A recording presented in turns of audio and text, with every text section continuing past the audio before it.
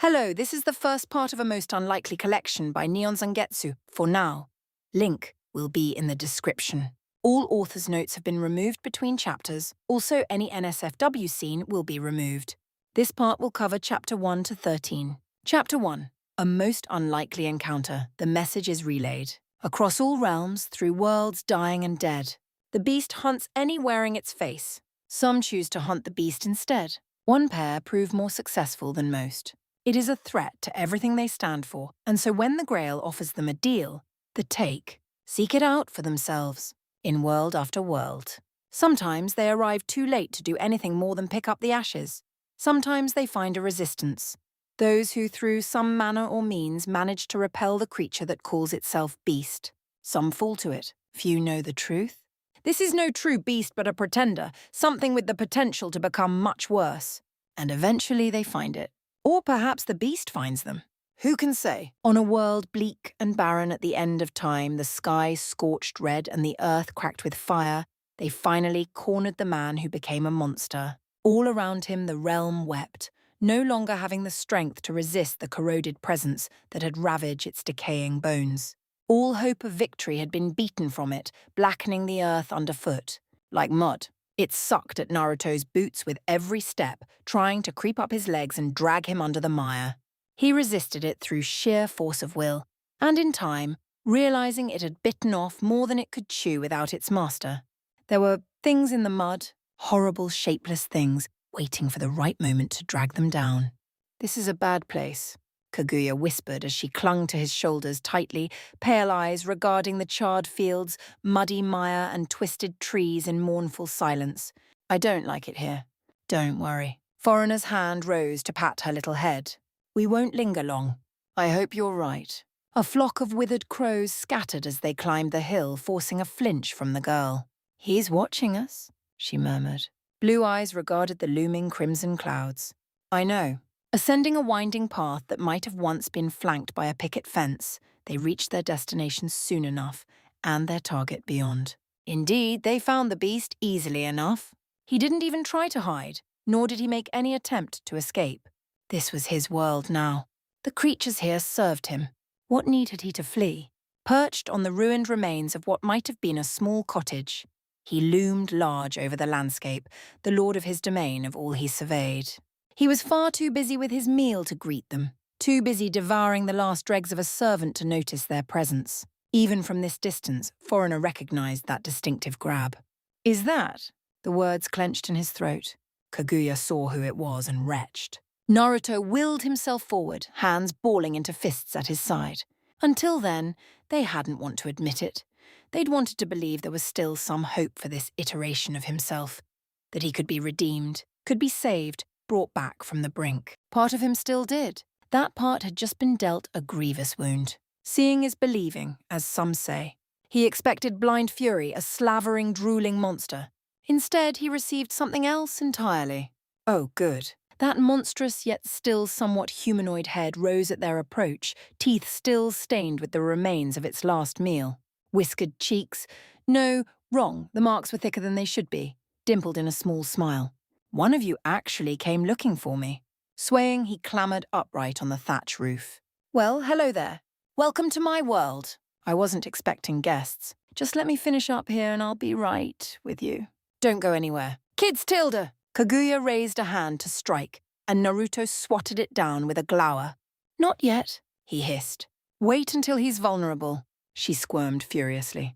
"But he killed." "I know. It's almost sad, really." The beast sighed as he climbed down off the roof, one arm clutching what might have been a sword once upon a time. "She barely put up a fight once I killed him and the kids, you know. Some king she was, though I suppose she wasn't at her best now, was she? No, she hadn't been for quite some time. Lucky me. I've fought that one at her peak before. She hits like a truck, let me tell you. But this thing, it was so very rusty." Those jaws closed down again and the sword broke like glass in his teeth, and he glimpsed the ruins of what might have been her soul before his vision went red. Rage coiled in Foreigner's gut, but Kaguya flung out an arm to stop him. "Ah! What have you done?" She coked the words out. "What have you become?" Blank eyes, rounded on her with feigned curiosity, the kind one might lend a passing cloud. Hmm? You're here too, Kaguya. No, not Kaguya. Lesser. She flinched at his damning words. Fascinating. Quick as a flash, those eerie blank eyes swung back to her other half, regarding him with far more menace. So, brought the bitch along for a ride, did you? How'd you manage that? What, she your daughter or something? Are you really that naive? Doesn't that get old? Naruto didn't deign to answer. Fair enough. Oh, I see those robes you're wearing. That smug smile turned cruel as the beast began to circle them. Finally made Hokage, did you? Good for you. Did you ever get around to fucking anyone? No? Run the village into the ground? That ghastly visage snapped into his face, forehead pressing against his own. No? Burn it to the ground, then. Still, he refused to give him the satisfaction. Silent treatment, eh? Well, if she's here, guess that makes you, what, foreigner, then? The smile that bloomed as he danced away was almost euphoric by comparison. I've always wanted to try one of those. You won't. Not today. Ah ha ha ha! So he speaks. After all, I was starting to think they plucked out your tongue or something. Laughter burst from the self-proclaimed beast all at once, sharp and high, and so very mad. It was the cry of a man who had been twisted so far beyond the pale as to be unrecognizable. One who'd had more than just a bad day, but a bad life from the very beginning. Pity shriveled up in him, and he felt the sudden, overwhelming urge to pummel some sense into this man. He was him, after all. A warped and twisted version of his psyche that he'd never wanted to see, let alone face, but it was still him underneath all that blood and scales. I'm grateful, really. The monster murmured between giggles, heedless of their boiling fury. You caught me at a good time. I feel almost giddy after this kill. Feels good to have an easy victory after the last one. These idiots were out here alone, away from the world. They let it burn so they could enjoy a few more years together. Did you know that? If they'd stood their ground and fought, that would have been a better way to go. More noble, don't you think so? Bloodied teeth flashed out at them. Naruto? Foreigner struck. Looking back, he couldn't quantify what made him move. Revulsion, disgust, or simple anger. It could have been any one of them. But it didn't change the outcome. Clenched knuckles barreled into the side of the beast's whiskered cheek with all the force of a hurricane, shattering his jaw, rendering his right eye a stark scarlet smear, and his nose a twisted mess of cartilage and bone alike. He made no move to defend himself, much less evade as he tumbled backward, half of his visage rendered a pulpy mass. Anyone else would have died, not the beast. Good God, his doppelganger crowed, flopping on his back like a drunken crab as he clutched at his ruined face. He was already healing, already able to speak by the time Naruto reached him again. I felt that one. What are you, a grand servant or something? No. A hand closed around the ratty jacket he wore, jerking him upright. And you're not me. B spat in his face and he spun away, startled. Oh, but I am. The monster laughed, climbing back to his feet to leer at him. I'm the one bad day you never had, Naruto. A lone finger rose to accuse him, jabbing at his chest. I'm the nightmare that haunts your sleep, the whispers as you creep. I'm that tiny little voice in the back of your head that says, burn them all. You just don't know it yet. But you will. You all will. The others knew too, before the end. Kaguya's hand scythed out, and half the creature's body, most of its right side, vanished in a grisly spray. Still it continued to chuckle. Why aren't you dead? You have your cells to blame for that, my dear. The beast chuckled, already regenerating what it had lost. But if it's any consolation, Giguion, that hurt like hell. How many of you are there? She snapped at him. Something dawned in those dull eyes then, a spark of realization. You came alone. Beast reared back, guffawing harshly in spite of their shared scowl. You didn't bring anyone else with you. Not Saber, not Kurama, not even the slacker who calls himself Faker these days. No, of course you didn't. They're too focused on their own escapades. You idiots. You're not a grand servant. You're not an agent of the counterforce. You're just an idiot carrying around the dying embers of a goddess. A fool prolonging the age of the shinobi. His cackles redoubled as the blonde planted his feet and grit his teeth. A long, drawling and twisted laugh leaped out of him. Fool! The word rattled the very world itself. You two barely qualify as a servant at all. What can you possibly do to me? Naruto sighed. Kaguya. The little goddess perked up. Yes? Get off. The words were a growl. Now. A mad giggle followed as she clambered off of him. We're seriously going to do this, You're going to fight me. Foreigner silently took a stance, one foot sliding forward, his right fist cocked back. Very well, then. I'll humour you, the false beast snickered. I took Gunner first, but the former managed to get off a message before he was converted. An ugly tongue flicked out, licking bloody lips. Even seems like another took his place somewhere out there. Pity. Couldn't eat Launcher, he was mostly metal. Alter Ego, well, the less said about that one, the better. Bit off more than I could chew there. But I learned. Something shifted his peripherals as the shadows began to stir. As you can see, a clawed hand rose to pick at his teeth. I'd just finished with Gatekeeper. Keeper of what, I ask you? He wasn't even guarding anything. Just a reincarnated servant trying to hide with his family. He gave up his power for them. By the time he reclaimed it, they were already dead. Shame about the kids, though. Least I got a decent puppet out of him. Kaguya stiffened. Children. Oh, aye, there were 2 of them. His head bobbed. Twins, can you believe the luck? Don't worry, they never felt any pain. I'm merciful like that. Kaguya shrieked. This time it was Naruto who held her in check. Monster! I'll kill you. Monster, am I? That twisted head tilted as though she were an ant about to be squashed beneath his boot. Perhaps you should speak more softly to me then, little one. Monsters are dangerous, and these days servants are dying like flies. And now, the 2 of you. He laughed, and the world shook with him. How nice for dinner to seek me out for once. Ruins the thrill of the hunt, I suppose. But beggars can't be choosers. And your poor papa brought you as a snack for me. How thoughtful of you. It's been a while since I had a god for dinner. The diminutive deity shrank back, and Naruto stepped forward to shield her with his body. You won't touch her. Oh, but I will. The beast cackled, fingers sharpening into claws. You have no say in the matter. You're just meat in the grinder, fuel in the tank. Then we have nothing left to talk about. Foreigner declared coldly, eyes pulsing white. I'm sorry, but I can't be the one to save you. I don't think you even want to be saved. Remarkably, that actually triggered a new reaction from the creature because Beast's visage went terribly, horribly still. It was the worst thing he could have said. Foreigner couldn't have produced a more profound reaction had he walked right up and slapped the creature in the face. For the beast had stopped smiling. For the first time since they'd met, that mad smile was nowhere to be found. Beast twitched, jerked, like a puppet severed from its master's string, as though that last word had wiped all manner of thought from its mind and left naught but static behind. Saved? He croaked out the word as though it were poison. Then his expression turned thunderous. Saved? Me? In a heartbeat, the illusion of humanity shattered. Revealed was the monster in all its ghastly glory. Gods, he couldn't even begin to describe it, only that it was large and scaled and might have been a fox once, before the change had begun. Kaguya yelped, a rare expression of genuine fear overtaking her visage as she took shelter behind his back in the face of his fury. The other half of Foreigner gazed calmly up at it and prepared the one countermeasure he knew, yet held it in reserve as the creature slammed its slavering maw into him, forcing him to grind his feet against the dirt as towering teeth snapped a thin inch from his face. You think I wanted to be like this? Rancid breath filled his nose, hot, fetid air blasting his hair with the foul stench of decay. This monster. This thing.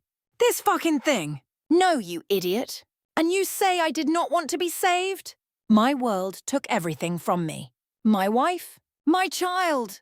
Nearly all memories. Everything. And now everyone will know my pain. Even so. That doesn't give you the right to torment others. A massive slitted eye had time enough to comprehend Naruto's smile. To widen just little Kaguya blazed in and grabbed its owner by the tail. The beast stiffened, trying to coil back on itself and snap her up in its jaws, but it was already too late. With a singular Herculean effort, she stomped a foot down and threw it over her shoulder as though it were naught but a sack of grain. In the same instant, Foreigner released his hold on the muzzle of the creature, freeing it entirely. Yowling, it slammed into the sundered shack and tumbled down the ruined hill, wreaking havoc on its minions as it flailed like the abomination it was. It was still flailing when Foreigner and his ward dropped onto its back to drive him deep beneath the earth. Where the hell did that come from? A distant growl rose from the ruined earth miles below. Where the fuck am I? When I get out of here? Calmly, the stray servant raised one palm toward the beast-shaped crater. With a gleeful grin, Kaguya seized his free hand and mirrored him only a moment later. Bastard! The beast bellowed below them, shaking the world with its infuriated roar. Just you wait until I get up there. You're dead! Do you hear me? Dead! It was utterly, summarily ignored. Thought I told you to stay back. Naruto sighed, raising his voice to be heard over the rising swell of the light. A soft, graceful hum answered him, small fingers squeezing his aching hand as he gazed down into blackness and the beast struggling to rise within. He had time enough to risk a glance at his ward before it became visible again. You did. Those peerless white eyes gazed up at him. You tell me to do a lot of things, Papa. Doesn't mean I have to obey them all. Together then. Her hand squeezed his. Always, she chirruped happily. Exasperated, he planted a palm against his forehead. Geez, you really can be a handful sometimes, you know that? On its own, the tailed beast bomb was a vicious technique by itself. One capable of blasting through mountains like driftwood. Few, if any, could withstand a direct hit. This was something worse, much worse. Heralded by the warped will of the universe and called to task by the unlikely entity beneath it, the dying spark of divinity rekindled itself all at once to merge with the attack. Building in a rising crescendo of black and violet light, only narrowly held in check by two pairs of palms, it swelled with each passing moment. Hold on! Just 1 second. A nervous thread wove itself into the beast's threats. Now I see a light. A heartbeat passed. Foreigner snarled as one. Walk towards it, you bastard. The ensuing blast rattled the world. Hey! Wait, damn it! Stop! I said time out. What the hell? Everything shook. No, it would be better to say that all of creation cried out in triumph, a world's worth of wrath blazing down into the dark to hammer home against the ghastly ghoul trapped in the pit. The beast's cry trailed off into a snarling shriek, and Foreigner found itself forced to leap way to the hill lest they be consumed by the light of their own transcendent attack. And the smoke cleared. Incredibly, they found that the false beast was still alive yet. They could see its head and shoulders still writhing at the base of the hill in the shallow valley below, struggling to pull itself up from the crater created by the blast. Even from here, one could see its movements were sluggish by comparison when one measured them against the eerie movements of moments before. Moreover, it seemed bound somehow, as though something were actively restricting its movements. Naruto's frown deepened further still at the sight. Did you? Gravity seal. The little one wiggled her fingers to reveal the mark inscribed upon her palm. Slapped it on him when I grabbed him earlier. He'll be breaking free any minute now, but it's bought us some time. Clever girl. The little one lifted her chin to preen. Aren't I? You may shower me with head pats. He granted her request and eyed some of the darker shapes lurking near the hill, watching the skeletal creatures rally to their master's side in a rising black tide. How many of them were down there? How many more yet hid themselves away? Hundreds? Thousands? They just kept coming, monsters and skeletons and abominations pulling themselves from the muck to aid the one who had corrupted them. Ugly. Sheer numbers might well do what skill alone could not. Even they would eventually exhaust themselves against a limitless army of that size. Yet for some reason, the mud didn't reach the hill. Here this last bastion of humanity yet held. We still have the authority the Grail gave us for this. Kaguya nudged him quietly. St. If we absolutely have to, we could summon another. That's cut our power in half. Not a good idea. He shut her down immediately. Can you purify any of them? Maybe. She tilted her head as the beast continued to wriggle and writhe in the mire below. I'm not sure. Most look too far gone for me to do anything but put them out of their misery. Maybe a servant, if they're not too far gone. So you could, then? Naruto asked. Do you think he'll be angry enough to send some of them out? Kaguya inquired, grabbing his hand again. Sure enough, the beast was righting itself, breaking free of the brief curse she'd laid upon it. With our blessing, we should be able to purge 1 or 2 of them, if we can at least touch them, assuming they aren't bound too tightly. What did I tell you about referring to yourself as we? Naruto snorted. Still, he'd have to magnificently stupid to do something like that. Indeed. Her head bobbed in agreement. If he was smart, he would drown us in numbers, wear us down, then strike. But he won't. He's too angry with us now. They shared a look and smiled. Yes, they chorused. No sooner had they spoken than the creature flickered, and a man picked himself in place of the beast. Another flicker brought him back to the hill before them. Sorry about that little outburst. His voice didn't change. It made no further attempt to conceal what it truly was, for it had long since lost the thin veneer of humanity he pretended to. I tend to get carried away when people use that word. But you're right, though, enough stalling. Would you kindly die? With those words, the world began to stir around them. Someone rose up out of it, oozing shadow and flame. Then another, and another. Yet another still. One might have been a man once, but his eyes were dull, his skin scorched by flame. A pale cloth concealed his eyes, yet that unseeing gaze snapped toward him the moment he moved. Could he hear them somehow? Had he been blinded after the fact? Or was it some other fell sorcery he didn't understand? And there, a pair of vicious, massive pistols in his belt. Gunner, then. I'm sorry. It recited the words on rota as its body twitched and Foreigner fought down a flinch. Ilya couldn't save you. Sorry.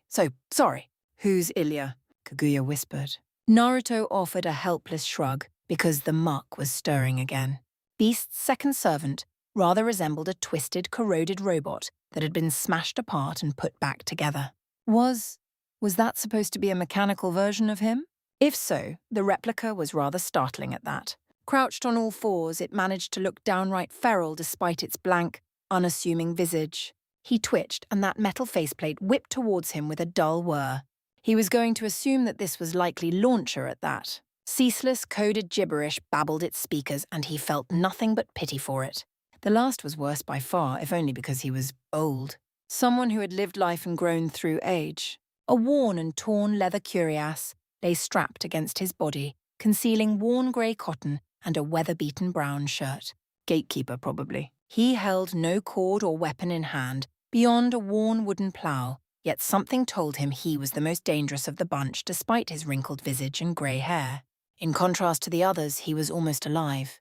Blue eyes widened at the sight of them, only to narrow a heartbeat later. He turned his head and spat on the ground with a heated hiss. Well, the word escaped him on a croak. Today's certainly been an interesting day, hasn't it? First I'm killed by myself, now I'm fighting myself. And here I thought I'd seen it all. Saber would laugh if she saw this. Foreigner choked. You're aware? Oh, as much as I can be given the circumstances. The farmer shrugged as his companions twitched and shuddered beside them. I'm sure it won't last. I can already feel my mind starting to go. He tilted his head, gave a slow blink, and sighed.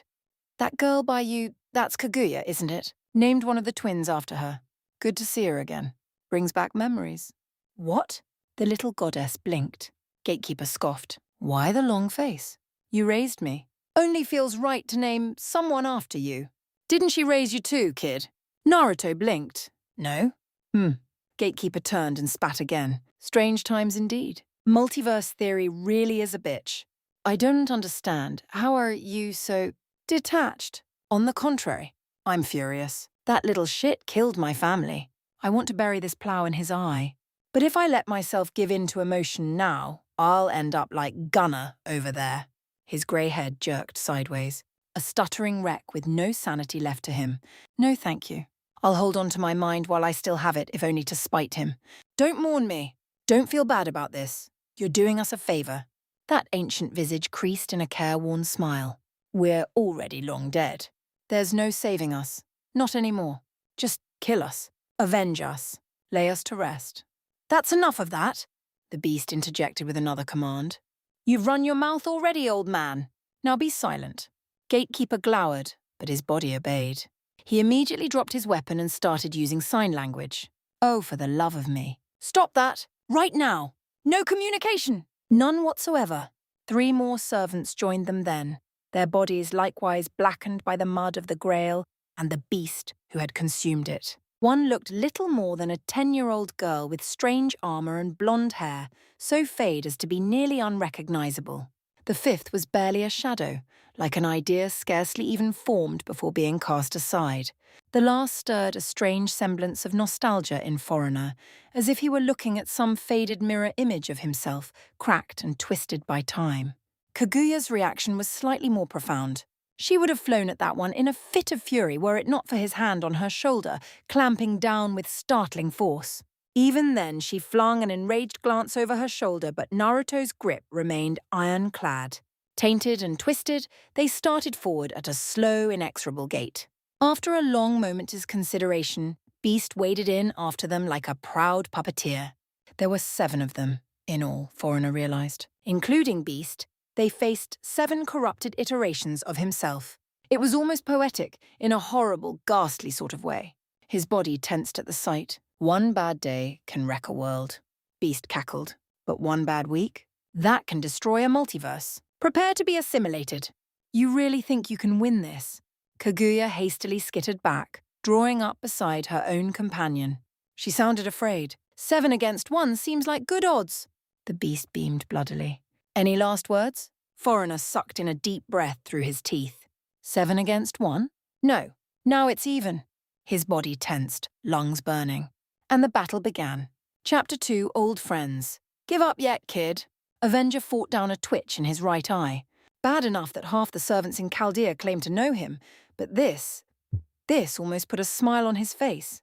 He'd nearly forgotten what it felt like to smile. He didn't want to smile. He'd wanted nothing more than to scowl and storm off the moment he found himself face to face with the new arrival. Instead, he found himself put in a headlock and wrestled into then through 3 separate wall, which was mildly concerning given that he was a servant. Then again, so too was his would-be kidnapper. The newcomer had waltzed right up to him, and when Naruto tried to waltz right off, he found himself in this situation. Let go of me already! Jiraiya uttered a long, jaw-popping yawn. Not a chance. A toothy grin flashed above him as the man tightened his grip. Come on now, smile. You're brooding more than the Uchiha. A low growl built in the back of the blonde's throat. His captor gulped. Too far? Too far. In a single spectacular move, the blonde scythed his legs and bolted upright, driving his skull into Assassin's skull. His old mentor reeled, genuinely unprepared for the move, and in that instant he wriggled free and planted a clenched fist in the sage's stomach. The satisfying wheeze did, however, bring a smile to his face as he straightened, right before his fellow servant cold-cocked him right across the jaw and sent him spinning to the deck. Holy hell, the old man hit harder than he'd expected. Really hard. Vision swimming. It was all he could do just to prop himself up. Right then. A hand closed around his hair and jerked him upright. I don't know what happened to make you this way, but you and I are going to have a talk. Are you now? A painfully familiar voice intoned as his vision continued to swim. Might I be allowed to join this conversation as well? Oh no. No. Where the devil had she been hiding?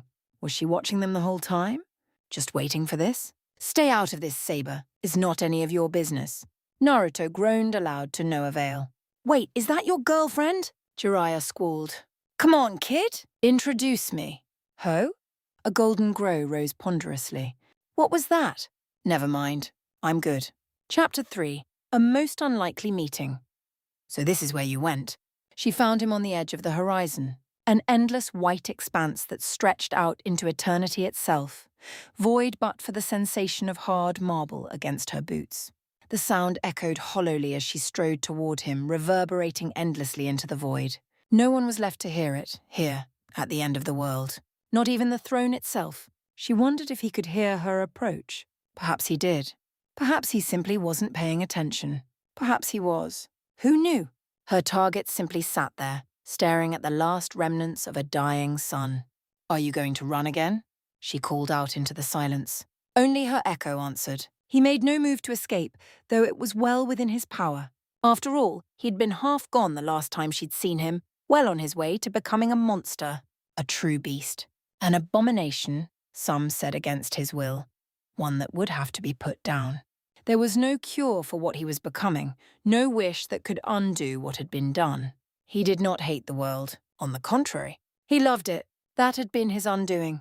He was too good, too kind, too pure. It made him all the easier to twist and corrupt, to taint, bit by bit, so slowly that no one noticed until it was too late. But he noticed, as did she. So he'd left, just vanished one day.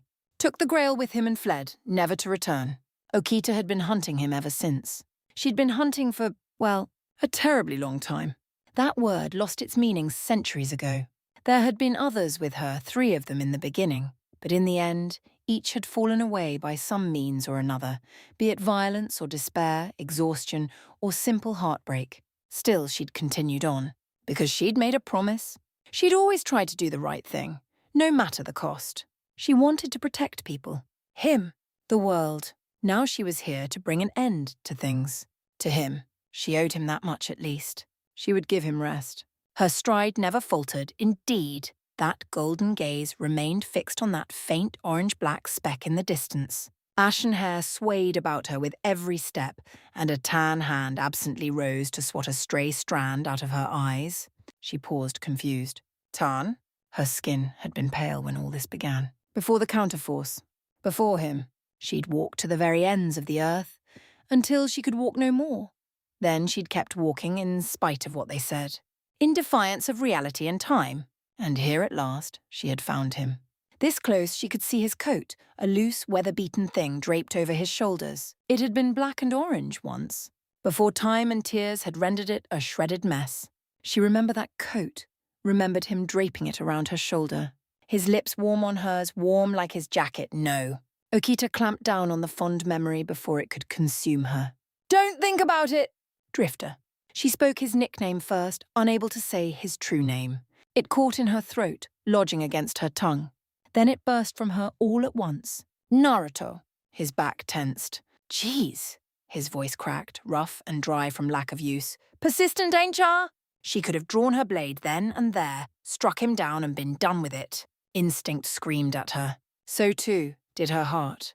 This close, he looked almost human. It was only the slight tensing of his shoulders, an eerie aura of dread stemming from this facade that told her otherwise. Even now he clung to his human form like a drowning man clutching at a lifeboat. Would he change if she stabbed him? Would the beast be revealed at last? Would she know the truth? Peering closer, she glimpsed his bandaged right arm beneath the coat, saw the claws jutting through the cloth and leading towards the shoulder in an unholy union of crimson scales and pale flesh.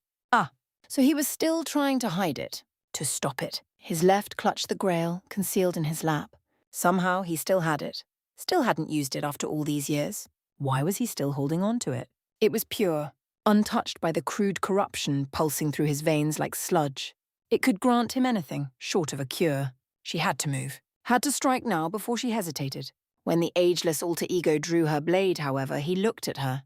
Mismatching eyes creaked open over his shoulder and her heart skidded to a shuddering halt. You haven't aged a day, you know. It's not fair. A hand flew to her face when she saw, well, the state of his face. One of them, the leftmost orb, remained a glistening sapphire, blue as the purest skies. It was the other that concerned her, for in his right, the red, slitted eye of a monster that gazed back at her, the corruption even now sinking its pallid veins across the length of his face. He'd tried to bandage that too at some point, but must have given up, for the cloth had been left to hang loosely around his neck. What happened to you? Happening. He chided her lightly, but there was a strained note to his voice. Won't be much longer now. If you've come to kill me, now's the time. Gilgamesh's power, the bulk of it, had been sealed in him as well. Maybe that was why he'd become this. Gone mad. What he couldn't defeat, he'd chosen to seal. And now that the moment had come, she could. She should. She didn't.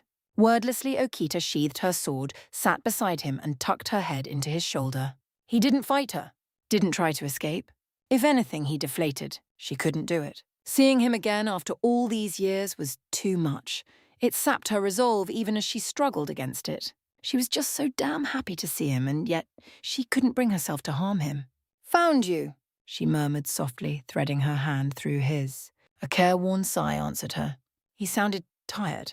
So you did, girl, he croaked, his voice weak. So you did. How'd you find me? Remember what you told me that day? She prodded. I am yours. And you are mine. Naruto croaked out a laugh. Never give up, huh? I'm glad it's you. Didn't think I'd see you again, you know. Where are the others? The silence proved telling. He laughed again, but it wasn't bitter. Only weary. Gave up on me, did they? That's all right. I hope they're happy, wherever they are these days. She felt her lips tremble and bit down hard, stubbornly riding out the wave of emotion even as it threatened to drown her. This wasn't who she'd come to kill. Naruto was thin, frail, weak. He looked half-starved and not at all the threat she'd thought him to be. He looked afraid. Not angry, not scornful, or even disappointed that she'd gone to such efforts to track him down. Now he trembled against her, and she found her mind cast back to the moment of their first meeting. It hadn't been all that different from this, though she dared not dwell on it. Naruto was trembling again. "Will it be quick?" His voice was nearly a whisper. Okita felt a tooth crack in her jaw. "Yes," she reassured him. "It will be." "Will there be pain?" His hand jumped against hers and her heart lurched painfully next to her core. Try as she might, she couldn't bring herself to answer that. Of course there would be pain. Dying sucked. Dying hurt. No. The servant lied through her teeth, fingers fisting around the war-scarred hilt of her blade. "You won't feel a thing, I promise." Naruto seemed to consider that for a moment. A small, tinny cough shook his shoulders. "So this is it, then?" "I admit, I'm afraid. I don't want to die," she sobbed. "I know." If there was another way, and an idea struck her like a wave. Did he have to die? Truly? Naruto couldn't be cured. Couldn't be saved. He was dying of this poison as surely as age, even if he didn't show it. Conversely, she wouldn't last much longer herself. Even if she did, she didn't want to live a life like this at the end of the world, a life alone, forgotten, unmourned. But they had a way to fix that, didn't they? It was sitting in his free hand even now, pulsing softly. The Holy Grail. Once large, now made small. That golden cup, brimming with magical energy gathered over years upon years of war and strife, then allowed to mature and age throughout the centuries. It could grant almost any wish, perhaps even two. In a single fluid motion, she reached around him and seized the Grail. It came alive in her hands, giddy to be used after so many years. Naruto peered over her shoulder, red-blue eyes widening. "What are you doing?" Her eyes burned. "Fixing this."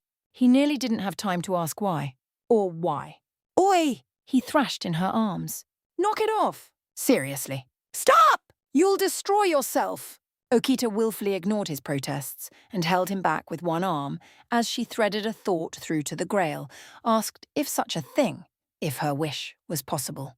She daren't speak it aloud. Not with Naruto leaning against her shoulder. Even so, the Grail's response nearly caused her to drop the darn thing outright, such as her shock. Credit where it was due, the Grail didn't waste any time. Scarce had she sucked in a breath than she felt something shudder to a halt in her chest. For there to be new life, the old one had to die. That was all right. If it meant rebirth, she was more than happy to die in his arms. "Bye-bye, Master. I love you," she murmured. "I'll see you again. Promise." Naruto sighted softly into her shoulder. "I'll hold you to that." She held his hand until the bitter end, even as he felt herself fade, and then there was light. Chapter 4, I Want to Play a Game, Baseball. Naruto planted a hand over his mouth to stifle a small smile. Even then a small snicker sailed out, despite his best efforts to restrain himself. Mordred's head tilt was adorable enough in her casual clothes, but when his fellow blonde's confusion was mirrored by that of Jack and Atalanta, it took nearly all he had just to keep his thoughts from dissolving into full-throated laughter. He must have failed, too, because Archer absolutely glared bloody red daggers at him. "You're mocking us, aren't you?" The huntress scowled. No, Berserker shook his head. "Not at all. This is an actual sport." No one answered, the afternoon sun silently beating down on their backs. Somewhere in the distance, a cricket chirped. "Seriously," he guffawed, wiping a mirthful tear from the corner of his eye. "I'm not pulling your legs. I just want to play a game, you know." "Sounds spooky when you put it that way." Mordred stuck out her tongue. "Are you sure this isn't a trick or something?" A hand planted itself on her hip. "Seriously?" "Pah, that bite me, Saber." Sure enough, said Saber, stumbled into a sputtering squawk as her cheeks burned crimson. "Now then," Naruto declared, spinning away from his fellow servant. "The rules are simple." He outlined them in simple, concise terms. Remarkably, they listened. He'd etched a crude diamond of sorts into a field some miles outside of Triphus, staffed and stocked with the few clones he could safely create outside of combat. Then he'd dragged his allies out here. As to the gloves, ball and bats, well, surely no one would miss such things. He'd be returning them come morning. And if someone wanted to kick up a fuss in the meantime, they could bite him, too.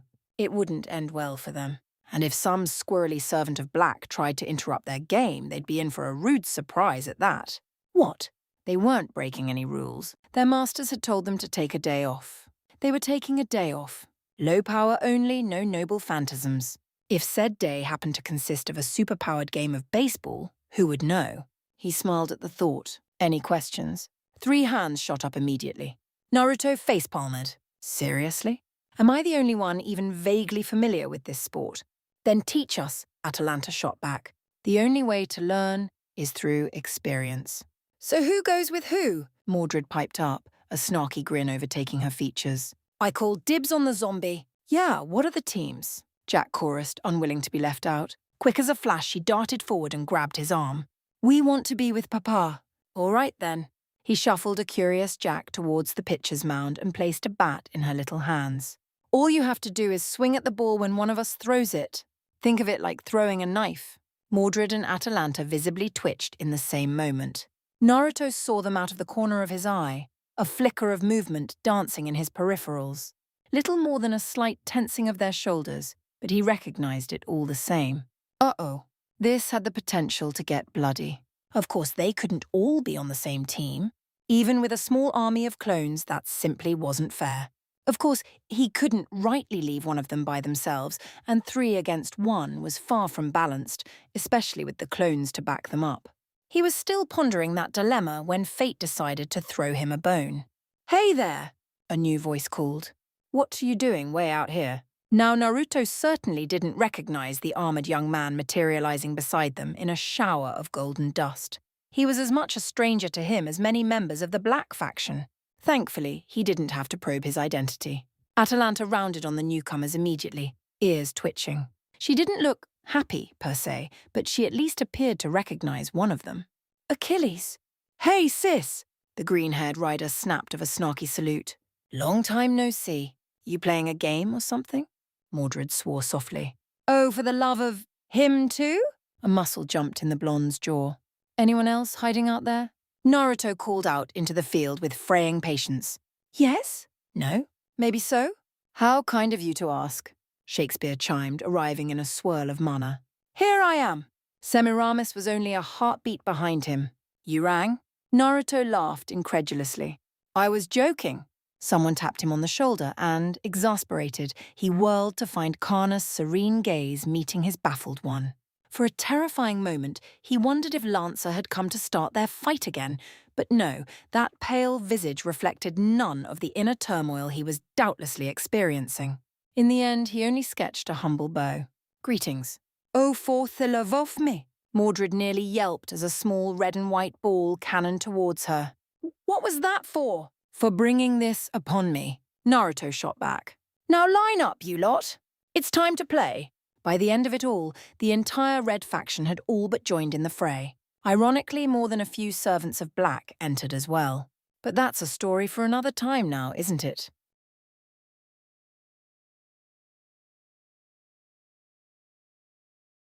Chapter 5. A Most Unlikely Girl. They tore my tongue out. Such is the price of defiance in my village these days. For speaking out against the great Lord Hokage and his new reforms, the illustrious Danzo ripped away my words in the town square and then threw me in a cell. I did not scream. I did not give them the satisfaction of my tears. Perhaps he thought this torture so would break me, make me yield to this glorious new regime of his and thus break the backs of those who resisted alongside me. Ha! He should know better by now. I've suffered worse wounds than this. So go ahead, try to silence me. You'll find it's not as easy as you might think. A kunoichi needs not her tongue to fight. When they stole my speech, I learned to sign. When they broke my arms, I kicked them. When they broke my legs, I bit them. Throughout it all, I never bent, and thus I was never broken. Though I would never speak again, their torture never broke me. I throttled the first root guard that tried to touch me, took his keys, and walked out. Root! Ah! And they call them Danzo's elite. The only thing elite about them is their incompetence. That old war hawk didn't realize I'd escaped until nearly a week later. I say again, Danzo, what were you thinking? I found ways to act against him the moment I recovered enough to breathe without choking on my own blood. Ino helped. Thanks to her, together, we pioneered a jutsu in which I could project my thoughts to others and conversely, to hide them. Still not the same as speaking, but it served me well in the long run. I was known for helping people of all sorts by then, and he thought that by wounding me, maiming me with so many around to witness said maiming, that he would have control. It would have been wiser for him to take my hands. Danzo Shimura is many things, but wise? Clearly not one of them. Perhaps I'm not giving him enough credit. Why should he fear me? I was only 16. Little more than a whelp in his eyes, freshly returned to Konoha. Did he think his coup would last? Did he think he could kill Tsunade and get away with it? I'd never seen Jiraiya so angry. No doubt Danzo believed I would serve as a living example of the price of defiance. Idiot. The people loved me for it. Like my mother, they said. Defiant to the last. Was I? I don't know. I've never met her.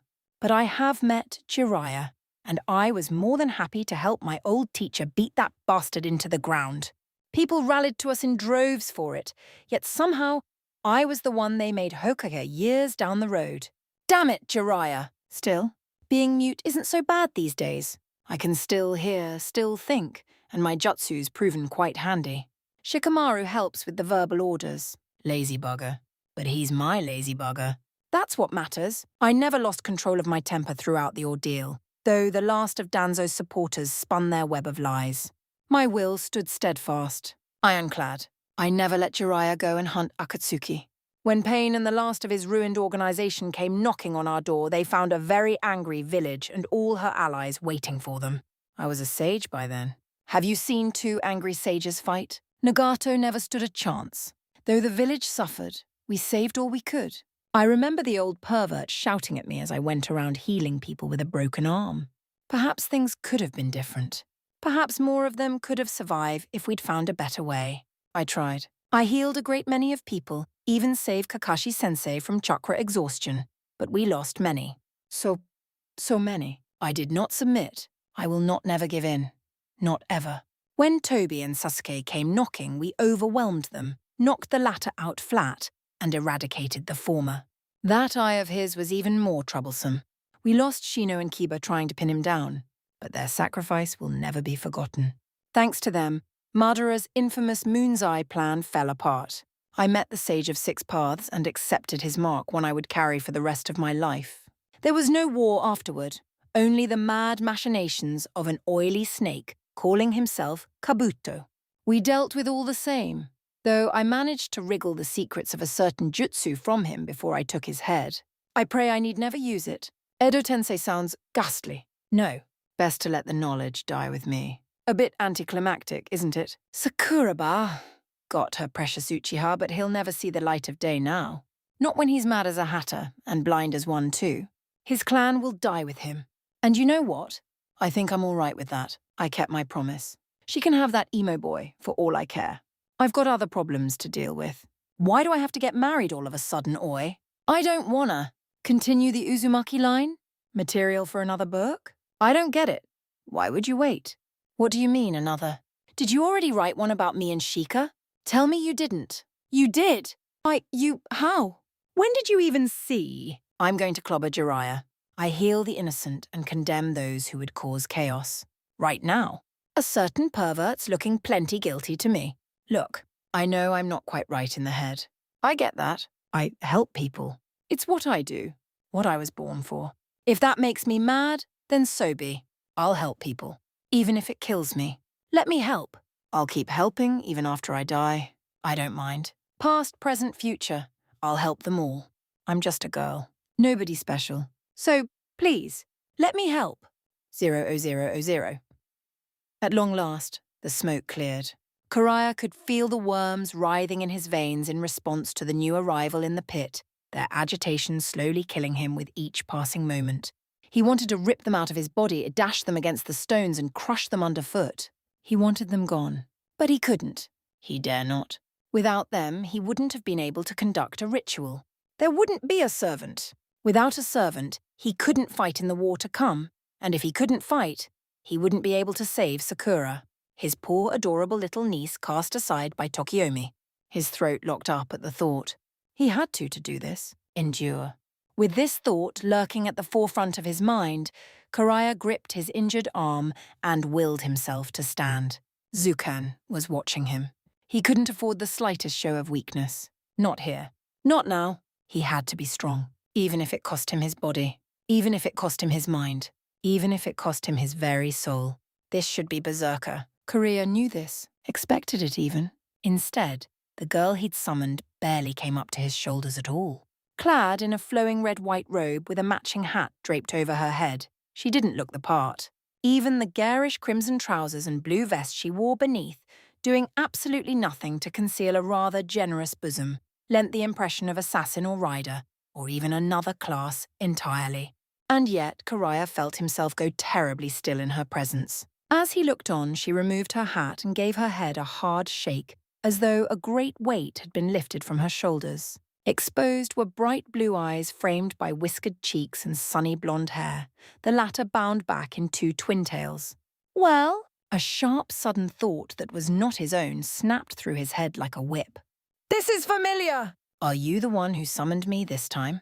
Though her mouth never moved, the little blonde tilted her head, tossed her hair, and considered him for a long moment. Her gaze swept past him, alighted on Zuken, and swung right back to him in an instant. You don't look well. Here, hold still. I have just the thing for you. She stepped forward to lay a hand against Korea's chest. Heal.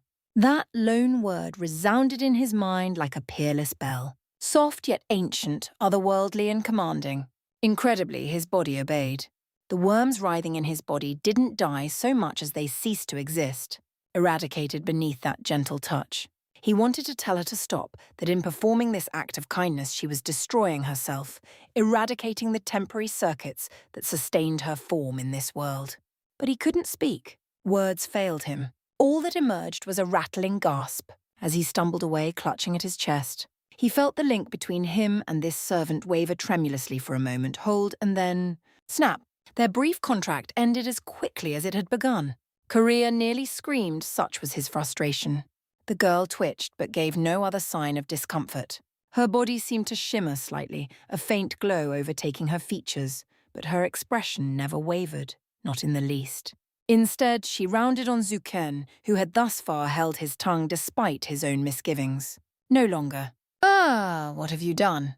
You. The not word was a hiss. Your soul is rotten. Wrong. Ho? Zuken sniffed, leaning against his cane. Telepathy, is it? How quaint. Perish. This word was all jagged edges, harsh and cutting. She turned her gaze on Zuken, and the ghastly creature ceased to be in an instant as a pair of strange spheres rose behind her back and stabbed forward. Rather than laugh, the old worm burst into shrieking white flame as his body fell apart. His death was quick and instant, the destruction of his soul assured. Karaya couldn't help but turn his gaze away as he beheld his father's true form. Something in him wilted at the sight of so many snarling insects rotting away under the cleansing inferno, turning to naught but ash. Don't move. The little blonde pinioned him with a glare even as her body flickered. I don't have much time. He'd scarcely nodded before the young woman literally blurred, away in an immediate golden streak of motion, pausing just long enough to pay him a passing glance. When she reappeared, a slumbering Sakura lay clutched tight in her arms, wrapped in the very cloak she'd been wearing. Almost as if she'd known exactly where to find her. As if she'd seen this before. Impossible. Absurd. Perhaps she'd simply sensed her somehow, here in the crypt. Who knew? Korea's mind spun, still failing to find answers for this sudden turn of pace. Here. She handed the slumbering girl off to him happily and numbly. He accepted.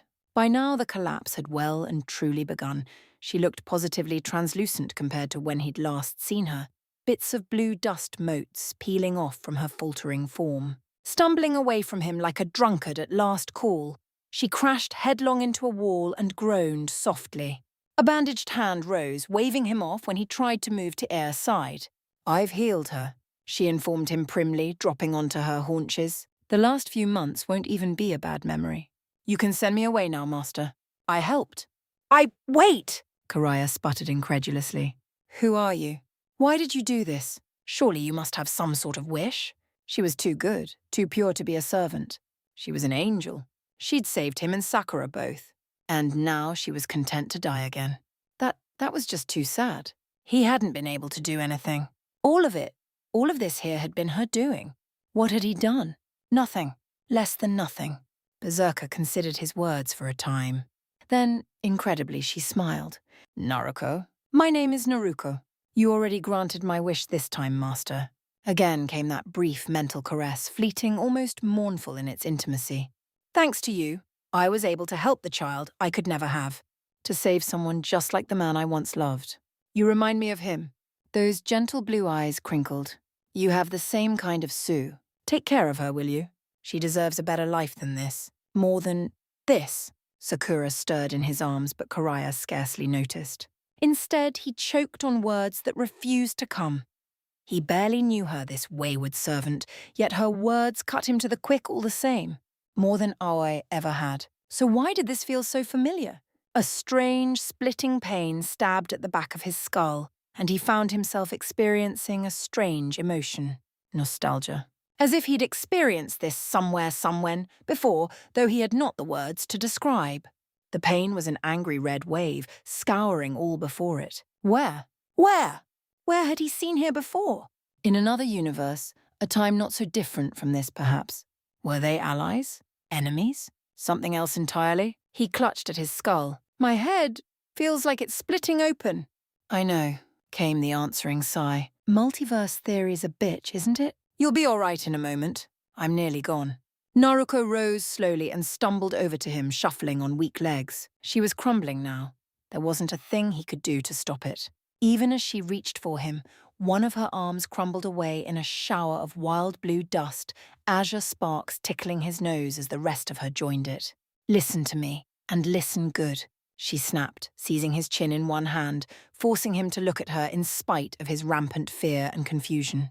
Avoid Tokiomi, at all costs. It doesn't end well whenever you go after him. I tried something different this time. I hope it works. Just take Sakura and go. How do you know all this? Because we've done this dance before, Karaya. Her lone arm closed around him and a startled Sakura in a loving embrace. Time and time again an endless loop, a never-ending series of deaths for you and I. You always forgot? I wanted to break the cycle. This was the only way I could think to do it. Only took me 50 tries. A cheeky grin flashed out at him as that familiar, comforting presence brushed his mind.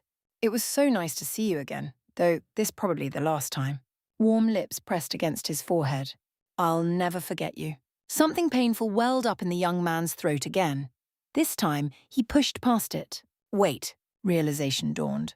You, how did you know my name? One final smile she gave him, one last gift to him. His hand closed around open, empty air. Find someone better than me. Still, Korea tried to hold on as the last of her faded. He felt as though he'd forgotten something terribly, horribly important, something that he would remember if given the chance. His last sight of her was that same smile from before, a tiny, mournful little thing. She looked so small, so terribly sad. A cold, bitter breeze swept through his body and his free hand fought naught but azure dust in its fist. And then she was gone, and he knew she was gone and felt somehow lesser for it. This girl, had just given her second life for him, vanished without so much as a regret. Her sacrifice had given him victory. He'd won. And yet, he doubled over himself, clutching Sakura to his chest. Why did it feel as though he'd lost everything? A small, tiny sob arose in the silence, and he was alone. Don't go. Chapter 6. A most unlikely teammate. I killed my parents. The knowledge threatened to tear Yakumo apart at the seams as she hugged her arms to her chest. Grief warred with guilt, tearing her apart. With each passing second, she felt the memories return, the god-awful truth of her sins weighing her down. They crept through her veins like poison, worse than Ea Genjutsu, because she couldn't dispel this one. Her illusions might well be real, but they couldn't change the truth of this world. Not for long. They couldn't bring back the dead, and they certainly couldn't undo what she'd done. They couldn't forgive her. She couldn't forgive herself. I killed them. I killed them. I killed them. Killed them. And yet, with this news came opportunity. The chance to seize her dreams, to have all she'd ever wanted. A lone headband gleamed in her lap in the low light, a shining metallic plate bound to a purple cloth. This was all she'd ever dreamed of. Before Kurenai-sensei. Before the fire. Before all the deaths. Before, well, everything. Perhaps in another route, another time, someone would have been more gentle with the news. Unfortunately for her, Mitarashi Anko was many things, but gentle was not one of them. She was a mistress of poison, a bit of a dango addict, and the master of tough love. Oh, she wasn't cruel, but if you were lying to yourself, she'd slap you right out of it. The proof she'd presented to the girl poor kid having it just laid at her feet like that was irrefutable, and quite possibly the only reason she hadn't gone berserk. Well, that and the ceiling tag the Jonin had slapped on her when she'd threatened to get out of hand. You don't like your destiny? The snake mistress scoffed, flicking her forehead. Tough. Then change it. I don't know how. The words exploded out of her in a rush. What am I supposed to do? Can't answer that for you, kid. All she received was a shrug. That doesn't help at all. Anko let her stew for what felt like an eternity. Soft, miserable sobs echoed off the four walls of her prison as she wailed, as her broken heart curled in on itself and her body did the same. Yet Anko didn't leave her. Yakumo almost wished she would. She felt small now, her anger gone, gutted by the truth. She was tiny without it. Miserable. Alone. Her faint hopes were little more than a mere mote of dust compared to her grief. But grief never lasts forever. It hurts, it aches, it burns, but eventually it begins to fade. Minutes passed. Hours. Eventually, her tormentor spoke. I'm taking a mission to a foreign country in the morning. The words were soft, deliberate, chosen with great care. I'd like you to come with us. Yakumo raised her head. Us? I'm looking after a bit of a brat these days. The Jonin smiling sheepishly and scratched the back of her head. He's a bit like you, if a little older. He's stubborn, pig-headed. Those sound like insults. Yakumo sniffled. Yet underneath it all, he's got a heart of gold. Anko talked over her, smiling. I think you'd like him. You both come for a similar background. I think you'd get along. Unspoken was the silent hope that she harbored in her heart. She wanted, needed, to give Naruto a connection the village, something or someone that would prevent him from hauling off and fleeing the moment they were out of the gates. He was a good person, but so too had her mentor been. Inti begin. Perhaps if he had a connection, he wouldn't turn out like Orochimaru. She hoped. She prayed. Because if he did, they wouldn't be able to stop him. Of course, the girl knew none of this. Yakumo dithered. Someone like her? She wanted to say yes. More than anything, she wanted to say yes. The notion of having her dream, being with someone who understood. Yet a thorn of fear pricked her heart and held her back. But what if I lose control? You won't. A gleam of something flashed through those hazel eyes, gone before Yakumo could grasp at it. Trust me, he's more than capable of keeping you from going berserk. I dare say some of his friends might even know how to seal that thing inside you away for good. And it was the truth. Surely one of those heroes would take pity on the girl. Yakumo was listening intently now. Friends. Heroes, more like. The Jonin groused, reliving a bad memory. You won't believe it until you see them. Who knows? Some of them might take a liking to you. The girl was silent for a long, ponderous moment, weighing her words, her own actions. Then she raised her gaze, and there was a fire in her eyes. Tell me more. Anko silently pumped her first. All according to plan. Gotcha. Chapter 7. Light was this death? Hanging in a dark abyss devoid of any semblance of sound or light, she could only drift, and in drifting she saw nothing, only shadow.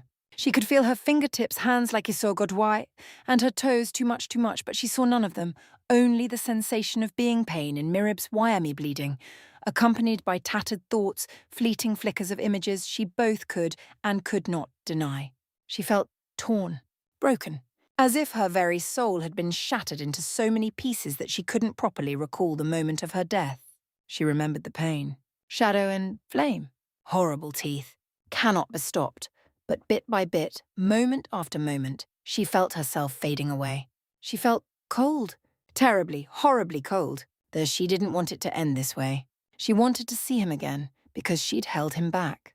Kept him from reaching his true potential. He'd been so preoccupied with protecting her that he hadn't been able to fight with all his might. If not for her, he could have raged across the island like the tempest he was. Instead, he fell. Or did he flee? She didn't know. There was no way of knowing. Only the darkness of death and oblivion and… No. She didn't want to die here, didn't want to go this way. As she drowned in her misery, a voice spoke to her.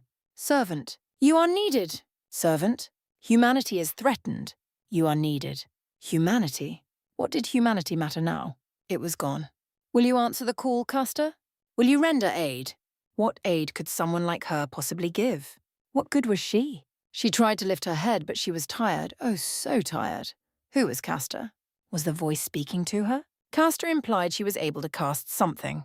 Magic. Jutsu at the very least. No. Her only strength had been her words and her facade. Her skills with the sword skills taught her by Naruto were paltry by comparison. The only heroic thing she'd ever done in her life was die standing. The thought wrung a bitter chuckle from her despite her best efforts to remain silent. Yet the voice, both a whisper in her ear and rolling thunder without, would not let her be. You stood your ground before a false god and despite your weakness, did not falter. Did that count? You played your part true unto the end. What part? She hadn't been able to do anything. A masterful actress, only ever showing you true face to one man. One who was likely dead at that. All because of her. The world remembers, even if humanity does not. What good had her sacrifice done her? Rise, Koyuki Kazahana. She wasn't sure she wanted to anymore. Rise, daughter of snow and ruler of spring. What did she want then? Rise and take your rightful place among legends. And then there was light. It burst through the shadow like a pillar of lightning, scouring all before it. Shadows fled with a hiss and she blinked wearily, squinting helplessly against it. There. In the light she glimpsed an arm. Hers. How quaint. She gazed at her fingers in quiet consternation. She remembered loosing this arm and the rest of herself to that abomination. So why was it still attached? The voice came on again, then, rise. They are waiting for you. You have but to join them. Something in her wanted that light, longed for it. She reached for the light. 0000, and opened her eyes. She sucked in a breath without thinking, because she had lungs to breathe with again, a body to feel, eyes from which she could see. She was alive and moving again, and that was all that mattered. She could feel warm metal beneath the soles of her shoes. The bitter chill of death blasted so suddenly as if it had never been. She could move, think, feel. See? What she saw took her breath away. In place of the despairing dark in which she'd been swallowed, the freshly summoned servant found herself standing in a massive, sprawling chamber with a high ceiling. Its looming luminescence offered a faint light for her sore and aching orbs to comprehend her new situation. Memories and information readily supplied by the Grail thoughts not her own, all of it flooded her at once, catching the Blackette off guard. On a certain level, Koyuki knew she could be frightened, but she couldn't bring herself to feel it, or much of anything, really. And yet, oh, hello there. A young man clad in a white uniform beamed back at her as the light faded. You must be the new servant. You're Castor, right?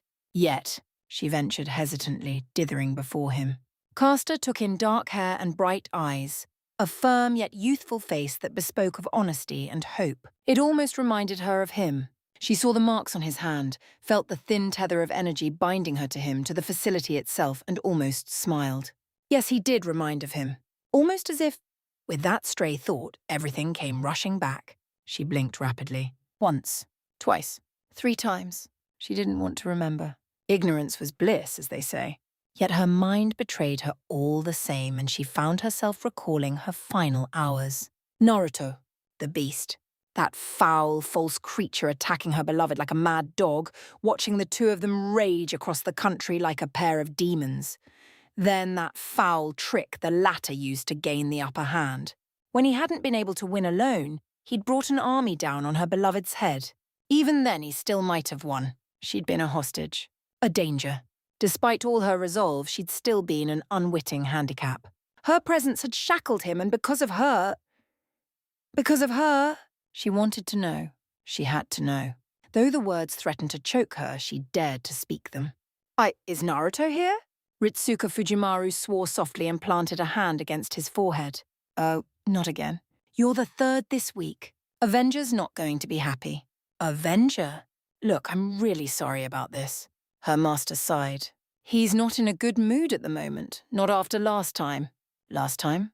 Castor Koyuki tilted her head. She had no idea what he meant. And who was this Avenger? Judging by the young master's strained expression, she expected an explanation of some sort. Instead, the young man all but reared back and pressed a button against the wall. A soft chime rang out, capturing her attention. Then came the voice, soft and nebulous, rising through the speakers overhead. "Avenger, report to the summoning chamber, please." Oh, but she would know. Quite shortly at that. "All right. So who's the newbie, kiddo?" Castor's world shattered apart. She knew that voice. Not a heartbeat later, an unfamiliar presence registered in her peripherals as the door opposite the chamber whooshed open. A scraggly mane of blonde hair immediately caught her gaze, but the golden eyes beneath baffled her, as did the dirty rags he wore. At any rate, he did not seem to notice her, much less register her presence until he drew closer. It didn't look like him. Not truly. His presence was all wrong, and he had neither a gauntlet nor a sword. And yet some tiny part of her soul held on to the vain hope that it might be him. "Naruto?" She ventured the word weakly. "Is that you?" Golden eyes widened upon her. Narrowed. She didn't expect his response. "Who are you?" He frowned. Koyuki winced. It hurt. Chapter 8, A Most Unlikely Aberration. Fragment. Beast opened his eyes. On some level, he was surprised to open them at all. He hadn't thought it was possible to be summoned. He was a monster, an abomination, destroyer of worlds. It shouldn't even be possible for him to be summoned in the form of a servant at that, let alone beckoned into this form at all. With no class container to bind him, he would wind up as a wraith, or a classless servant. Perhaps even berserker on a good day. While it shouldn't be an impossibility, the chances of being beckoned at all were so minute as to be non-existent. You'd have better luck summoning Angra Mainyu himself than you would him. So when he beheld Matuzuken leering at him like the complete and utter idiot he was, Beast decided. He wasn't having that shit. "Yeah, no. Were you dropped on your head as a child?" The old worm bristled as if he'd been slapped across the face. "What? No." "Why would you say that?" That was something to wonder about, he supposed. "Because you, my good man, are a complete and utter idiot." Before he could think to bind him, the false servant summoned a single tail of chakra and lashed out into the pit. Scarce had he struck than the writhing worms dissolved on the spot. Zuken shouted on him. More words in an endless animal bleat that he didn't even deign to hear, and he turned a baleful red iris upon him. "You never should have summoned me," he sneered. "I learned how to devour souls ages ago." Matuzuken never saw his demise. One moment he sneered at the servant he'd summoned and prepared to bind him with a command spell. In the next, he simply ceased to exist. Berserker Flow licked a lazy wrist loosely in his direction, as one would toward a particularly annoying gnat. That was all it took. A surge of red light burst from his palm and did its master's work, obliterating every trace of the old worm's soul and the hosts it tried to cling onto. Frantically it fought to hang on, jumping from worm to worm as it fled the corrosive red light. There was nowhere for it to hide, nowhere that it wasn't hunted down and eradicated. In the end, the hideous worm didn't even have time for a final gasp. He simply collapsed, like rotten driftwood tumbling under a strong breeze. Turning his head, Beast spat on the rapidly decaying corpse and sauntered past him. "Oh, come on," he growled, glancing at a fading hand. "Already? And here I wanted to have a little fun." He paused at the edge of the pit as a girl's whimper reached him. Red eyes widened, narrowed, and he smiled. Well, well, well. Of course, that left the matter of the girl. With tender care, he brushed the rotten bodies of dead insects aside. Sure enough, he found what he was looking for well within. Seemed the old worm had one last place to hide after all. A quick tap to the girl's left lung solved that problem quite nicely and prevented any reemergence by the rotten little parasite. Of course, that did nothing to heal her damaged heart. He could fix her, of course. But did he want to? Was it even worth his time, for that matter? He owed this girl nothing. No, less than nothing. And yet, wait a minute. Beast blinked. Once. Twice. An idea peeked in the back of his mind. The girl was dying. He was fading. He needed a host, but she was in no shape to carry him. Well. He was patient. He could hide in her body and wait a few years. It wasn't like he was stealing it. Just charging rent. Yes, that was it. She owed him a debt. That was all. He wasn't doing this out of the kindness of his heart. No, certainly not. And if he popped up a few times and nudged her in a better direction, surely that wasn't his fault. No. He was doing her a favor. With a long-suffering sigh, the false berserker picked her up, slung her over his shoulder, and started walking. "You know, you really owe for this." "And I collect my debts. See you in 10 years, kiddo." The next morning, Tokiomi Tosaka found his daughter deposited at his door. Attached to her collar was a particularly foul letter admonishing him, because some things were simply unacceptable, even for one such as Beast. Chapter 9. A Most Unlikely Parent. Sneak attack tilde. Kurama didn't deign to open his eyes. He already knew said attack was coming long before his would-be assailant launched it in the first place. Even with its true owner long gone, and didn't that still sting?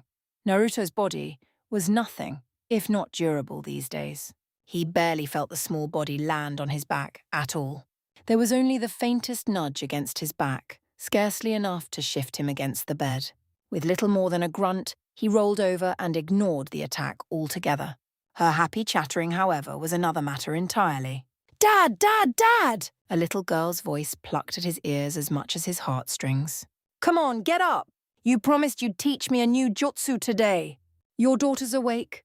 Tenten exhaled softly, burying her head into his shoulder. The blonde groaned into a feather pillow.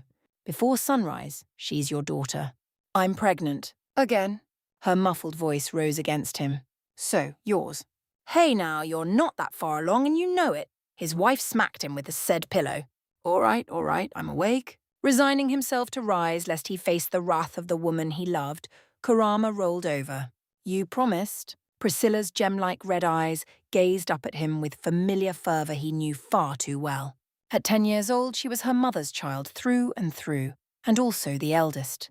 He could see Tenten in the shape of her face and the stubborn set of her jaw alongside a pair of whiskers adorning her cheeks, but for the life of him he couldn't understand where she'd gotten the white hair. His daughter had let it grow long despite his warnings. Now it nearly reached her waist as she impatiently edged back on her heels and waited for him to get up. Perhaps it was her frail constitution that led to her pale skin and paler hair. She'd always had a quiet cough that manifested whenever she overexerted herself. But for once she seemed to be holding herself in check. She'd even kitted herself out in attire resembling Tenten in her Jinin days, albeit a pale blue vest and grey slacks. Almost made him proud, it did. Unfortunately, that pride was overshadowed by the startling urge to glom his eldest in a crushing bear hug. Too good. Too pure. He wanted to squeeze her, because baby girl was growing up. With this kind of enthusiasm, he might actually consider letting her become his successor sometime down the road. The village could always use a strong Hokage, and if his eldest had even a fourth of his own potential, she was going to be an outright monster when she came of age. But that was neither here nor there. "Where's the rest of your siblings?" he asked, stifling a yawn with the back of a hand. Her sheepish grin flashed out at him as he gazed at her. "Yukiko and the others are still sleeping." A blonde brow rose, mildly bemused by her childish enthusiasm. "I'm sure they are. The sun probably isn't even up yet." Her cheeks burned rosy, but she didn't budge. Good girl. Stubborn, but good. She wouldn't move unless he made her, not something he was prepared to do. "All right, just give me a second." With a jaw-popping yawn, the blonde climbed out of bed and began the laborious process of waking up. Quick as a flash, he'd gotten himself dressed behind a screen to avoid scarring his young daughter and emerged in his customary attire. Not a heartbeat, and one kiss from a sleepy Tenten later, and they were well on their way out the door. He'd been right. The sleepy sun was only just now beginning to peek a sliver of its head above the horizon. It didn't seem to be in any particular hurry to rise at that. The village itself was another matter. Shinobi kept all manner of odd hours. Thus, he wasn't at all surprised to see some of the more eccentric sorts roaming about. That dust plume couldn't be anything other Lee and his son running laps around the perimeter again. There was Neji, with his twin girls perusing a weapons shop. Seeing them, the Jonin granted him a small nod. Good man, Neji. He'd come a long way since their last fight. Of course, now that he had a family to see after, all the better. Though he moved at a sedate-for-him pace, Priscilla matched him easily. It surprised him. So he ran faster. Still, she nearly kept up. Cheeky little kid did him proud. Once upon a time, he'd been able to outrun everyone. Before he'd settled down. Before he'd gotten attached. Before his golden hair started to turn silver. Old age truly was creeping up on him. Slowly, inexorably, but all the same, it was there. Each year took a little more from him. His body might be able to endure grievous wounds, recover from anything short of death, but not time. Time was the great enemy that no one could defeat, neither man nor beast.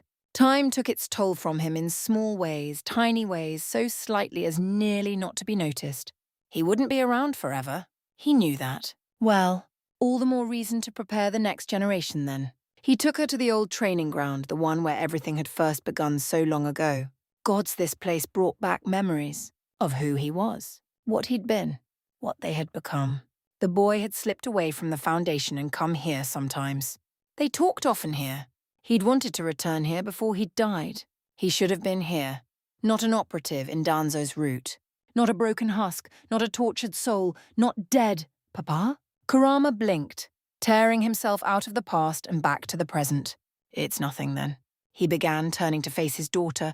Remind me, what have you learned so far? That includes the academy. She stood at attention and began slowly counting off her fingers.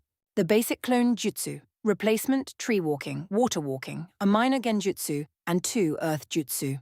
Kurama blinked. Well, that's a start. Oh. Priscilla perked up. Uncle Kakashi taught me the Chidori too. A muscle jumped in the blonde's jaw. Did he now? He'd be having words with him.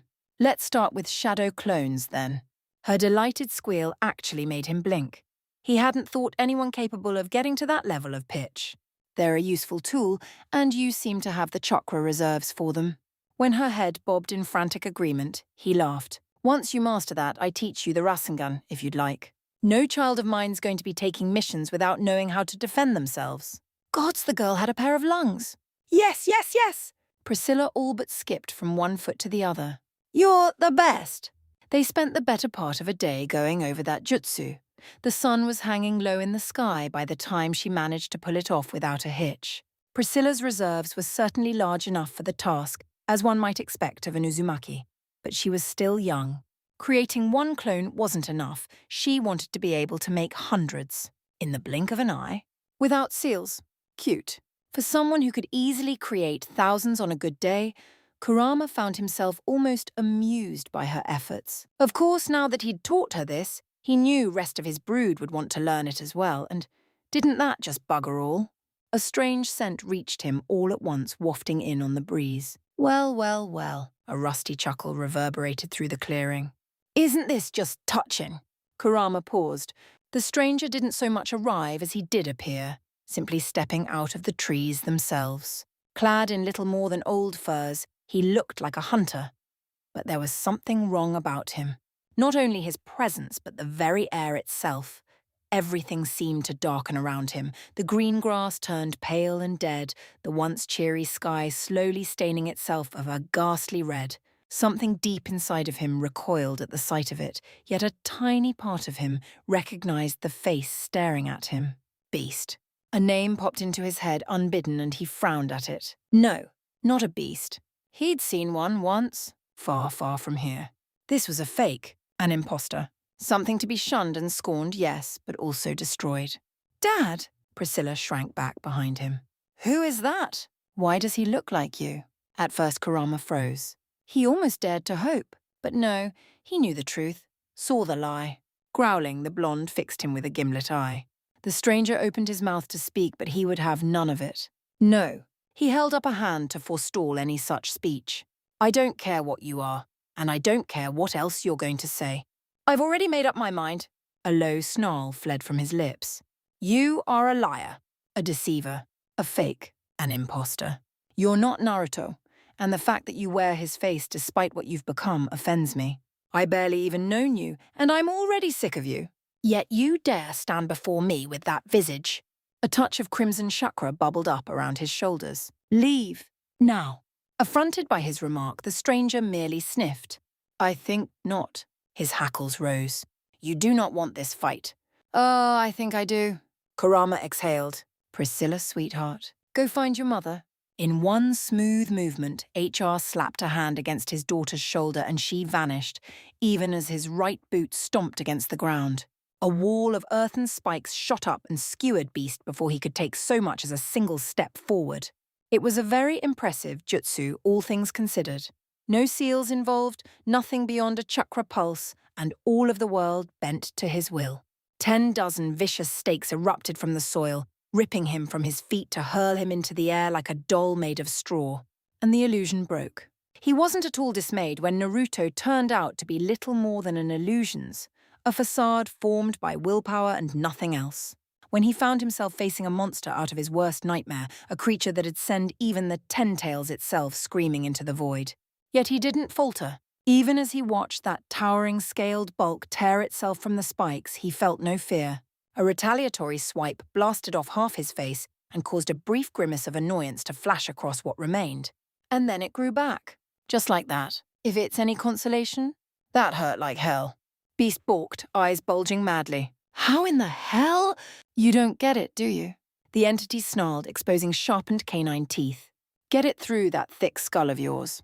I'm not Naruto. Nor am I Kurama either. I'm both. They are me. I am them. We are one. I only call myself Kurama because it feels right, because the name brings me some semblance of comfort of who I once was. This my world, boy. A lone hand rose to cradle a cruel current of wind in its grasp. I rule here. I am your judge. I am your jury. I am your executioner. I yield to no one save time. Now then, you ugly little shit, he grinned. Get off my lawn. And the world twisted. Beast barely had time to blink before the familiar trees of the leaf fell away, replaced by unforgiving stone and an unfamiliar rush of water. Ah, the Valley of the End! Kurama threw his arms wide, as though to embrace the statues above. Good times, good times. I have some fond memories of this place. Seems fitting for your demise. When did you... Did you really think I was going to let you fight on my doorstep? Endanger my village? Kurama quirked an eyebrow as the air grew dark around them. I've had this little trap in place for years now, just in case any of my old enemies decided to come knocking. Hiraishin is a nasty piece of work, but it's quite useful once you've learned the ins and outs of its intricacies. With a roar, Beast flew at him. Kurama didn't even deign to run. He simply planted his feet and swayed out of the way of that massive paw. Taut fingers flicked outward and that same arm collapsed at the elbow, spouting gore. He could have assumed his true form and grappled with this abomination, but he saw no need. No, he'd much rather address this personally. Yet he turned into that again, he risked losing himself. Besides, this was fun. Clenched knuckles rocketed up into Beast's jaw, strong fingers wrapping around its teeth before it could bite down. Towering teeth closed down around him and found themselves subsequently stalled. Instead of advancing, the giant found itself inexplicably caught, its advance ground to halt by raw power and the determination lurking behind it. A looming red iris swiveled down at him, widening incomprehensibly large. Kurama cracked a tiny grin as the muscles in his shoulders tensed. Still gripping the creature's face, those golden slits still gazing calmly up at him. He spun. Aura! Then he tossed him. It was a simple judo throw, nothing more, yet in that instant, Kurama heaved the creature over his shoulder as though it weighed no more than a heavy sack of grain. With a startled squawk, Beast went flying, tumbling end over endless end before crashing headlong into the lake, body thrashing mightily underwater. He burst out just as quickly, but a faint, distant pressure registered against his skull. In a rare moment of fear, he looked up. Kurama waved back at him. You'll have to try a little harder than that now, pup. A vicious 1-2 chop to the throat left his foe gasping for air. No matter what you say, no matter what you do, I'll always reject that vision of yours, Beast. Slapping a clawed paw aside, he spun and drove an elbow through his armored side. You see, with great power comes great responsibility, a responsibility that you've squandered. These people have hopes, dreams. Sweeping the larger man's legs, he uprooted him and smashed an axe kick into the center of his chest. It's my duty to defend those dreams. They fill me with determination. So step up to the plate, little man. If it's a fight you want, you'll get one. The moment Beast tried to rise, he found a Rasengan lodged into his stomach, grinding him down into the earth. I warned you, didn't I? Kurama's urbane hum drew a snarl from his prey as he climbed back out of the crater. I gave you a chance to run, I told you. Don't come crying to me if you lose, don't blame me when you die, don't whine if you fry. He fell back in a loose stance, 4 fingers crooking towards himself in a come-hither motion. So let's go, kid. Allow me to show you the error of your ways. To his credit, his foe almost resisted the taunt. Almost. Then they lunged, just as planned. Kurama took 3 more limbs, followed by a contemptuous backfist sent them sprawling. When they regenerated and Beast lunged again, He suplexed them into the water where they belonged. Enough! The hybrid calmly flicked a sealing array between him as the abomination tore itself out of the water. But an attack never came. A swell of darkness burst from the beast false, but rather than scorch his skin, it washed over him harmlessly. He shook his shoulders like a wet dog, shaking off the last of the taint, and stood tall. It came as something of a surprise to find himself staring at 7 corrupted heroes. You know nothing about servants. The creature was frothing furious now, foam flecking at its lips as it dropped down to all fours. Nothing about my army. I've corrupted legends, conquered kings. Do you hear me? I'll crush you. Mindless puppets, really. You call that an army? How quaint. You call yourself God? Kurama permitted himself a small smile. You're going to be less than that when I'm done with you. I can do this all day. Oh yeah? Came the snarl. You and what army? I see only one of you. Seriously, have you forgotten our favorite jutsu? Really? Kurama laughed, a loud, deep, delighted guffaw. He really shouldn't have pressed that button. What army, you say? That's easy. Then flexed his fingers.